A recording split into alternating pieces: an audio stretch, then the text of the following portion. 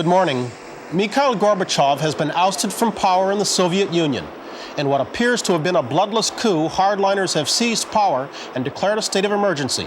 Armored columns of troops have taken up positions throughout the Soviet Union, and Mikhail Gorbachev is said to be under house arrest today, Monday, August 19th, 1991. From NBC News, this is Today with Bryant Gumbel, Catherine Couric, and Joe Garagiola.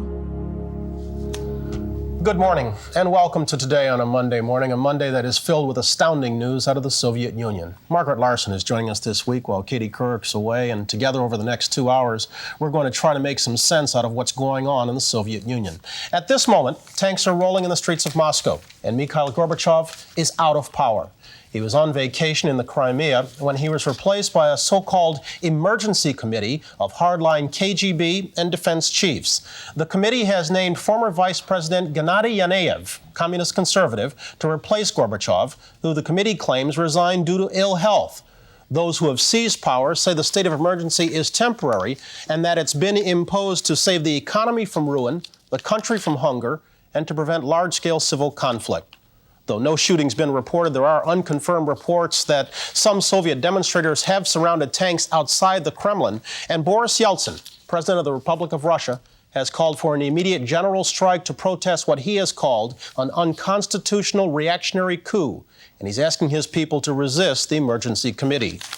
NBC News correspondent Jim Maceda has been following these developments since TASS announced the changeover of power about 8 hours ago, and he's in Moscow this morning. Jim, good morning.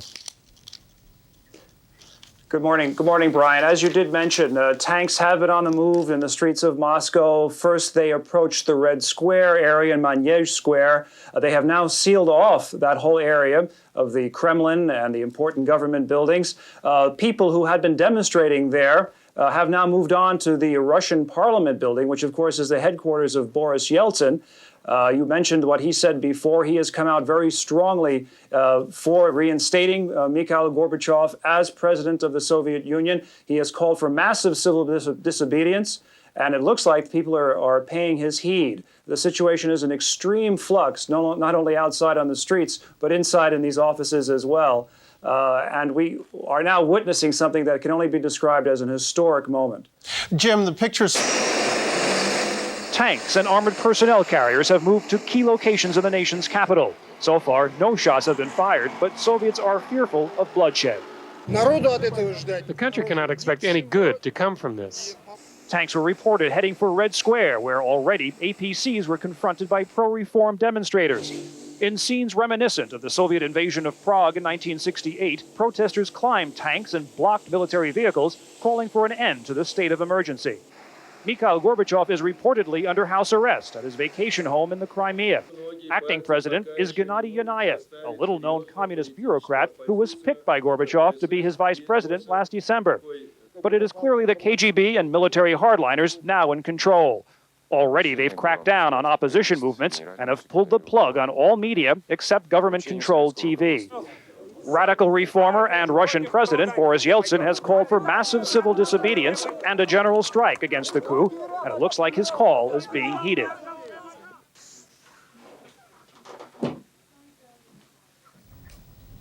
Okay, as I did mention, these tanks now are surrounding Red Square. They are moving towards the Russian Parliament building. People in the streets are very fearful. Those we spoke to are afraid. It is a very sad day for the Soviet Union. Some, however, said that it's good that Gorbachev has been removed from power. Maybe now they'll be able to eat again. Brian? Jim, I'm reading from the announcement that came from the Emergency Committee, and they are saying that these measures are temporary, and I'm quoting here. They say that they in no way mean renunciation of the course towards profound reforms in all spheres of life, of the state and society. Given the background of these hardliners, should we take this as truth? I think you should take it tongue-in-cheek, Brian. Certainly they have to say that they are for reform, but the reforms that they are pushing now will be very closely guarded by the center. All of the reforms will come from the Kremlin. There will be no devolution of power from the Kremlin to the republics, as was to happen if tomorrow the signing of the Union Treaty were to have taken place. As you know, Mikhail Gorbachev was to fly back here today to prepare for signing of that document. It is not going to happen. He is now under house arrest in the Crimea, and there will be no Union Treaty, not for now. Jim Maceda in Moscow. I know it's chaos there now. We'll check back with you later, Jim. Thank you. President Bush was awakened early this morning with the news out of Moscow. Jim Miklaszewski is with the president at his vacation home in Kennebunkport, Maine this morning with that reaction. Jim, good morning. Good morning, Bryant. The White House was caught totally by surprise by these developments in Moscow. And they said that even a couple of weeks ago when Bush met with Gorbachev, he apparently had no inkling either, at least gave no inkling in the United States that this kind of thing was about to happen. The president was awakened overnight, and just minutes ago, reporters have been summoned to head over to Walker's Point. We're told that the president is going to have a statement, and that as of minutes ago, the White House officials were still trying to hammer that one out. They're obviously concerned about the situation there. They say the statement's going to be very carefully worded because things are still fuzzy there. Expect some kind of expression of grave concern for this obvious anti-democratic move, but we don't know yet whether it's going to go so far as to be an outright condemnation of what's occurred. Mick, as we've talked so many times before, the president has put so much of his own political stock into international relations and his so-called New World Order. What's this do to that order? Well, U.S. officials are saying this morning that the New World Order has been thrown totally out of whack. Everything from reform in Eastern Europe, arms control, even the U.S. defense budget now will have to be reevaluated in light of what's occurred today. Although officials are still being very cautious, they want to take a wait-and-see attitude to see what happens next. What about cost to George Bush? He's a man who puts so much stock in personal relationships, and he had a strong one with Mikhail Gorbachev. Is this going to wind up coming down hard on the president? Well, it very well could, despite the U.S. attempts not to throw all their eggs into Mikhail Gorbachev's basket. When Bush was in Moscow at the end of July, he did just that. He let everybody in all the republics and in the military know that as far as he was concerned, Mikhail Gorbachev was the man for the moment to lead the Soviet Union through economic and democratic reform. And if you'll remember, Bryant, when the president took office, he was very lucky in terms of foreign policy. There were a lot of reforms going on within the Soviet Union and Eastern Europe that were pretty much Mikhail Gorbachev's doing, and he reaped some of that benefit, including support from the Soviet Union in the Gulf War.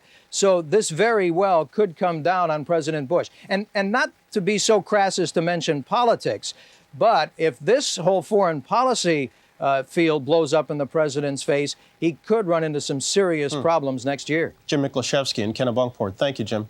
Let's move from Maine to the nation's capital and the State Department, where we find Lisa Myers this morning. Lisa, good morning. Good morning, Bryant. The response here is one of caution. Secretary of State Baker is on vacation in Wyoming, and he has been in touch with officials here to monitor developments. There's no word yet on whether he will cut short his vacation and return to Washington or join the president in Kennebunkport.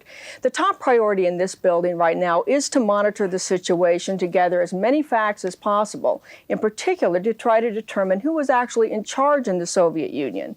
An emergency meeting of NATO will be held this afternoon in Brussels to discuss developments and to try to assess and decide what the response of the West should be. In fact, though, there's very little that the United States or its allies can do right now but wait and watch.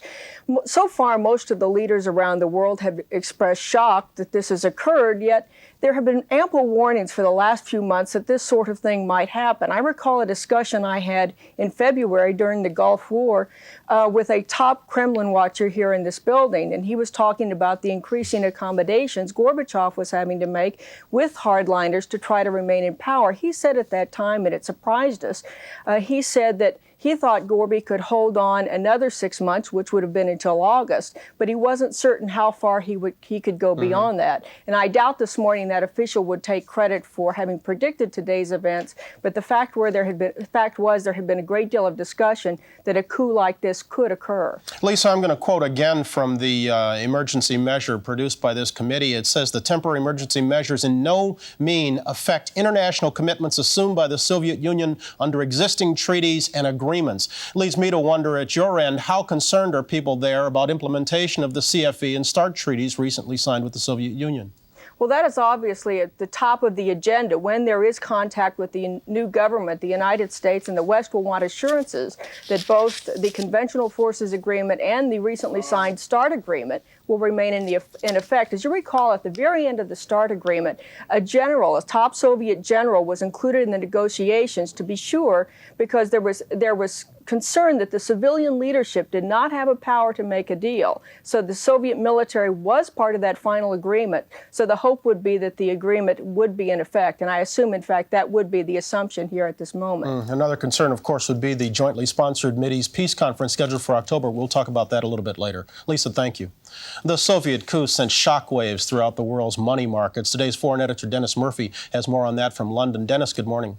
Good morning, Bryant. The markets in Asia and Europe, they took major hits this morning. Shares lost billions of dollars of value, and now money is flooding into the safety of the U.S. dollar and gold.